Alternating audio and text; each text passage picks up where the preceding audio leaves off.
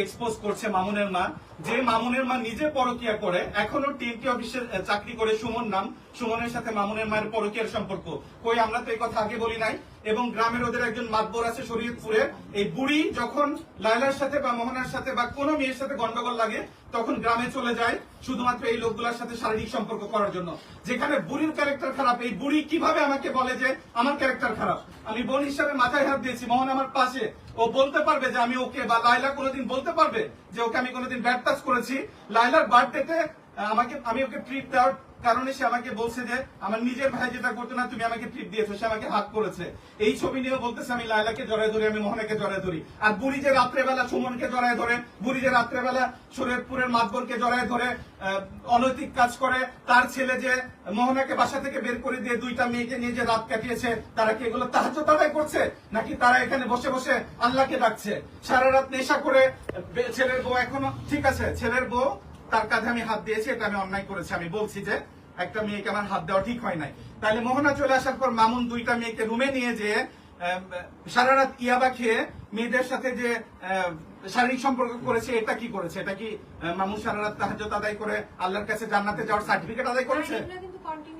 আচ্ছা, মামুন যেখানে কোনো সমস্যাতে পড়ে সেই মানে প্রতিপক্ষ যেমন লাইলার, আপনি তাদের পাশে থাকেন কেন? মামুনের সাথে আপনার ঝামেলাটা কোথায়? এটা মামুনের সাথে আমার ঝামেলা কোথায় বা কি, এটা নিয়ে আপনারা অনেকেই কন্ট্রোভার্সি করছেন। এতটুকু বলবো যে মামুনের সাথে আমার প্রিভিয়াস ডেতে ভালো রিলেশন ছিল ফ্রেন্ড হিসেবে, বাট যখন দেখেছি মামুন দিনের পর দিন অনৈতিক কাজ করে, দিনের পর দিন মেয়েদের সাথে এই ধরনের টর্চার করে এবং টাকা পয়সাওয়ালা মেয়েকে টার্গেট করে হাতিয়ে দিয়ে টাকা খাওয়া শেষ হলে, গাড়ি কিনে নেওয়া শেষ হলে মামুন তাদেরকে বেশ্যা বলে এবং তাদেরকে বলে তারা পতিতালয় থেকে এসেছে। তাদের মাদের সাথে মামুন শারীরিক সম্পর্ক করার জন্য ফোন কলে থ্রেট দেয়। তখন আমার কাছে মনে হয়েছে যে সে আমার ফ্রেন্ড হইতে পারে, বাট যেটা ন্যায় আমার তার পক্ষেই কথা বলা উচিত। আমি মনে করেছি যে লায়লা ন্যায় ছিল, আমি লায়লার পক্ষ নিয়েছি। এখন দেখেছি মোহনার সাথেও সেম ভাবে ফ্লার্টিং করেছে এবং মোহনাকেও সেম ভাবে 2023 সালে লারেকে যে আঘাতটা করেছিল, মোহনাকেও সেম টর্চার করা হয়েছে, ফিজিক্যাল অ্যাসল্ট করা হয়েছে। তখন আমি মোহনার পাশেও এসেছি এবং ইকরা নামে যে মেয়েটা আমার কাছে হেল্প চেয়েছে আমি তার পাশেও এসেছি। এবং আরো যদি কোনো মেয়ে আমাকে সোশ্যাল মিডিয়া পারপাসে, যেহেতু আমি একজন টিকটকার বা আমি টিকটক থেকে বিলং করেছি বা সোশ্যাল মিডিয়াতে আমি কন্টেন্ট ক্রিয়েট করি, সো এই নিউজগুলো আমার কাছে যেহেতু আসে, সোশ্যাল মিডিয়ার যে কোনো পার্সন বা জেনারেল কোনো পার্সন যদি আমাকে ইনবক্সে নক করে বলে যে ভাই আমি বিপদে পড়েছি, আমি তার পাশে যাব।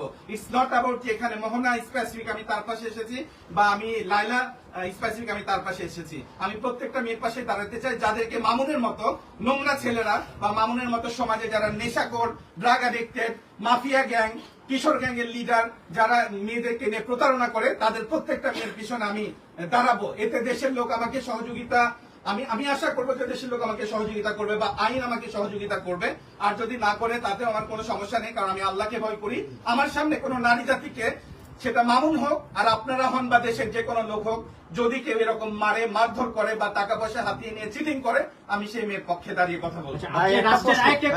আপনার রাষ্ট্রের এমন কোন গুরুত্বপূর্ণ ব্যক্তি না যে আপনার কাছে সবাই হেল্প চাবে, এই বিষয়টা আপনি ক্লিয়ার করবেন। আমি শুধু আপনার আর অন্য কোন ইস্যুতে আপনার কথা বলতে দেখিনি, শুধু মামুনের যখন এই সমস্যাগুলো হয় তখনই আপনি আগে আসেন। এটাও আমি আপনাদেরকে ক্লিয়ার করছি। মামুন আমাকে 2025 সালে 30শে অক্টোবর যখন হচ্ছে ঢাকা জজ কোর্টে অ্যাটাক করে, ওই সময়টা আমি নিজে খুব মানে লনলি ফিল করছি যে আমার পাশে কেউ নেই। আমাকে এভাবে আঘাত করেছে, আমি আমার পরিবারকেও জানাইতে পারি নাই।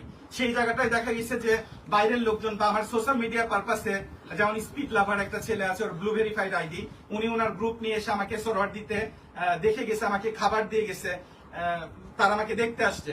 তখন আমার কাছে মনে হয়েছে যে মানুষ যখন বিপদে পড়ে তখন বাইরের লোক যদি আসে, ওই জায়গাটায় আমি নিজে মনে করেছি যে পরিবারের লোকের যে অনেক সময় বাইরের লোকজন অনেক বেশি ইম্পর্টেন্ট হয়, কাজে লাগে। কারণ কর্মের চেয়ে ধর্মটা বড়, কারণ ধর্ম হিসাবে আমরা সবাই ভাই বোন বা আমরা সবাই মুসলমান ভাই ভাই, তো একে অপরের বিপদে যাইতেই পারি। এটাকে নেগেটিভ ভাই ছড়ানোর তো কোনো মানে ওঠে না।